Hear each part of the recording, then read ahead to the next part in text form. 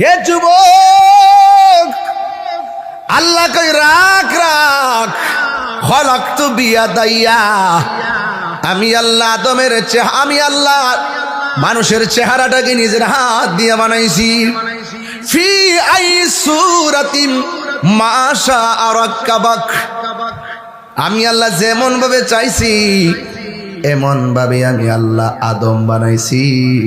জোরে জোরে কি সুবহানাল্লাহ বলা যাবে না? এই মুখের ভিতরে জিহ্বা আছে না নাই? আমি বাহিরে থুতু ফেললাম, মানুষে খাইব দূরের কথা, আমি নিজেই ধরবো না। অথচ আমার আল্লাহ মুখের ভিতরে থুতু দিয়া জিহ্বাটা এমন জিন্দা রাখছে, থুতু না থাকলে গলা শুকায়া মানুষ মারা যাইতো। কথা কোন ঠিক কিনা? হাই রে, একটা জিহ্বা দ্বারা রঙের বেরঙের একটা নয়, আমি পেয়েছি 69টা স্বাদ যিনি অনুভব করায় তিনি কেউ না।